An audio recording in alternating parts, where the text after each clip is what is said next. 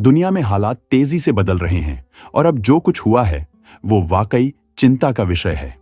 Middle east में तनाव अपने चरम पर है। ताजा रिपोर्ट्स के मुताबिक ईरान पर इजरायल ने हमला किया है और इसके जवाब में ईरान ने भी पलटवार किया है। इस घटनाक्रम ने पूरे क्षेत्र को हिलाकर रख दिया है। अब सबसे चौंकाने वाली बात यह है कि इस बार इजरायल ने अमेरिका की सलाह तक नहीं मानी। खबर है कि अमेरिका के राष्ट्रपति ट्रंप ने इजरायल को हमला न करने की सलाह दी थी, लेकिन उसके बावजूद हमला हुआ। और हमला भी आम मिलिट्री ठिकानों पर नहीं, बल्कि ईरान के न्यूक्लियर प्रोग्राम से जुड़े सेंटरों पर किया गया। इस घटना के बाद तेल की कीमतों में भारी उछाल आया है। कुछ ही घंटों में कच्चे तेल का रेट 13% तक बढ़ गया और $78 प्रति बैरल से ऊपर चला गया। जहां ये एनर्जी कंपनियों के लिए फायदेमंद है, वहीं आम लोगों के लिए ये महंगाई का एक और झटका है। सामान बनाना महंगा हो जाएगा, इंडस्ट्री की लागत बढ़ेगी और आम आदमी की जेब पर असर होगा। ट्रंप प्रशासन लगातार कह रहा था कि महंगाई कम हो रही है, एनर्जी सस्ती हो रही है और अमेरिका की इकोनॉमी सुरक्षित है, लेकिन अब ये दावे खोखले लग रहे हैं। अगर यही हालात रहे तो अमेरिका की अपने उद्योगों को वापस देश में लाने की योजना पर भी असर पड़ेगा। ईरान की भौगोलिक स्थिति बहुत ही रणनीतिक है। स्ट्रेट ऑफ हॉर्मूज, जहां से दुनिया का 40% तेल गुजरता है, वहीं मौजूद है। अगर वहां से तेल और गैस की सप्लाई में रुकावट आती है तो पूरी दुनिया की एनर्जी मार्केट हिल जाएगी। खासकर यूरोप के लिए यह बड़ा झटका होगा। पहले से ही रेड सी में परेशानी चल रही है और अब अगर कतर या अन्य देश भी रिस्पॉन्स में गैस प्रोडक्शन रोकते हैं तो ग्लोबल सप्लाई और बिगड़ सकती है। इस तनाव का असर सिर्फ तेल पर ही नहीं, बल्कि दुनिया की बड़ी करेंसीज पर भी दिख रहा है। आमतौर पर जब ऐसे हालात बनते हैं तो निवेशक डॉलर की तरफ भागते हैं, लेकिन इस बार वैसा नहीं हुआ। डॉलर में मामूली मजबूती दिखी, लेकिन बड़ी मात्रा में निवेश नहीं आया। इसका मतलब है कि अब डॉलर की सेफ हेवन यानी सुरक्षित मुद्रा के रूप में छवि पर भी सवाल उठने लगे हैं। वहीं गोल्ड की कीमतें एक बार फिर बढ़ रही हैं। निवेशक अब सोने को एक सुरक्षित विकल्प मान रहे हैं और कुछ बड़े बैंकों का मानना है कि अगर हालात ऐसे ही रहे तो अगले 12 महीनों में ये $4000 तक जा सकता है। भारत की नजर से देखा जाए तो मिडिल ईस्ट में बढ़ता यह तनाव न सिर्फ क्षेत्रीय स्थिरता के लिए, बल्कि वैश्विक आर्थिक संतुलन के लिए भी एक गंभीर चुनौती बन चुका है। भारत हमेशा से शांति और बातचीत का समर्थक रहा है। इस्लामी देशों के साथ भारत के गहरे व्यापारिक, ऊर्जा और सांस्कृतिक रिश्ते हैं, खासकर ईरान, सऊदी अरब और यूएई जैसे देशों के साथ। इसके अलावा भारत की बड़ी आबादी खाड़ी देशों में काम करती है और अरब देशों से होने वाला तेल आयात भी भारत की ऊर्जा जरूरतों को पूरा करता है। ऐसे में किसी भी तरह की अस्थिरता भारत के लिए सीधे आर्थिक और सामरिक प्रभाव ला सकती है। भारत की विदेश नीति हमेशा स्टेबल डिप्लोमेसी और नो इंटरफेरेंस के सिद्धांत पर आधारित रही है। भारत इस परिस्थिति में भी सभी पक्षों से संयम बरतने की अपील करता है, ताकि बातचीत के जरिए समाधान निकले और दुनिया एक और बड़े संघर्ष से बच सके। भारत का यही मानना है कि युद्ध कभी किसी समस्या का समाधान नहीं होता और स्थायी शांति केवल डायलॉग से ही संभव है। ईरान और इजरायल के बीच बढ़ता संघर्ष अब केवल एक क्षेत्रीय विवाद नहीं रहा, बल्कि इसने पूरी दुनिया को चिंता में डाल दिया है।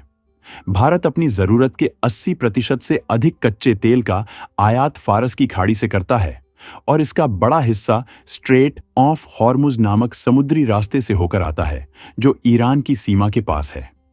इस रास्ते में यदि कोई सैन्य संकट या अवरोध उत्पन्न होता है तो न केवल तेल की कीमतें आसमान छू सकती हैं, बल्कि भारत का आयात बिल भी तेजी से बढ़ सकता है। 2019 में ऐसी ही स्थिति आई थी, जब टैंकर संकट के चलते बीमा की लागत 20% तक बढ़ गई थी। इजरायल और ईरान के साथ भारत के व्यापारिक रिश्तों पर भी इस संघर्ष का असर साफ दिख रहा है। इजरायल के साथ भारत का व्यापार 2023 में 10.1 बिलियन तक पहुंच चुका है, जिसमें रक्षा, तकनीक और कृषि जैसे क्षेत्र अहम हैं। वहीं ईरान के साथ व्यापार अमेरिकी प्रतिबंधों के चलते थोड़ा कम हुआ है, लेकिन फिर भी ड्राई फ्रूट्स, फर्टिलाइजर्स और यूरिया जैसी जरूरी चीजों के लिए यह संबंध अब भी अहम बना हुआ है। अगर अस्थिरता और बढ़ती है तो इन वस्तुओं की आपूर्ति पर असर पड़ सकता है। इतना ही नहीं, भारत, रूस और सेंट्रल एशिया को जोड़ने वाले international north south transport corridor पर भी इसका असर देखा जा रहा है। यह रूट ईरान से होकर गुजरता है और सुरक्षा के डर व प्रतिबंधों के कारण इसमें देरी हो रही है, जिससे भारत की चीन निर्भरता कम करने की रणनीति को झटका लग सकता है। अब बड़ा सवाल यह है कि ट्रंप इस पर कैसे प्रतिक्रिया देंगे। क्या वो इजरायल के साथ खड़े रहेंगे या ईरान के साथ बातचीत की कोशिश करेंगे? क्योंकि अगर स्थिति नहीं संभली तो दुनिया एक बड़े संघर्ष की ओर बढ़ सकती है और इसका सबसे बड़ा असर अर्थव्यवस्था पर होगा। ट्रेड वॉर, बढ़ती महंगाई, इंपोर्ट एक्सपोर्ट में गिरावट और एनर्जी सप्लाई में रुकावट, ये सब मिलकर एक वैश्विक आर्थिक संकट का रूप ले सकते हैं। और अगर ऐसा होता है तो अमेरिका ही नहीं, पूरी दुनिया प्रभावित होगी। अब सबसे बड़ा और अहम सवाल यही है कि ट्रंप इस पूरी स्थिति पर आखिर कैसे प्रतिक्रिया देंगे।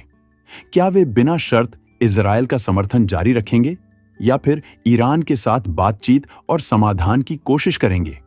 क्योंकि अब मामला सिर्फ दो देशों के टकराव का नहीं रह गया है। यह धीरे धीरे एक व्यापक और संभावित रूप से खतरनाक अंतर्राष्ट्रीय संकट की शक्ल लेता जा रहा है। अगर अमेरिका अपनी भूमिका को संतुलित नहीं करता और इजरायल को संयम बरतने के लिए नहीं मनाता, तो स्थिति बेहद संवेदनशील मोड़ पर जा सकती है। किसी भी तरफ से एक गलत कदम पूरी दुनिया को एक गंभीर संघर्ष की ओर धकेल सकता है, जिसका असर सिर्फ सुरक्षा और राजनीति तक सीमित नहीं रहेगा, बल्कि वैश्विक अर्थव्यवस्था तक फैलेगा। आज के समय में दुनिया पहले से ही ट्रेड वॉर, सप्लाई चेन की रुकावट और बदलती मुद्रा नीतियों से जूझ रही है। अगर इस समय मिडिल ईस्ट में खुला संघर्ष छिड़ता है तो तेल और गैस की आपूर्ति पर गंभीर असर होगा। इससे कच्चे तेल की कीमतें आसमान छू सकती हैं, जिससे पेट्रोल, डीजल और बिजली जैसे जरूरी संसाधनों की लागत हर देश में बढ़ जाएगी। इससे केवल महंगाई नहीं बढ़ेगी, बल्कि उत्पादन, व्यापार और परिवहन व्यवस्था पर भी गहरा असर पड़ेगा। इंपोर्ट महंगा हो जाएगा और निर्यात एक्सपोर्ट की मांग घट सकती है, जिससे हर देश की आर्थिक गति धीमी हो जाएगी। इसका असर सबसे पहले उभरती अर्थव्यवस्थाओं और ऊर्जा आयात पर निर्भर देशों पर पड़ेगा, लेकिन अमेरिका जैसी बड़ी अर्थव्यवस्था भी इससे अछूती नहीं रहेगी। महंगाई की दर अचानक ऊपर जा सकती है, ब्याज दरें नियंत्रित करना मुश्किल हो जाएगा और शेयर बाजारों में गिरावट देखी जा सकती है।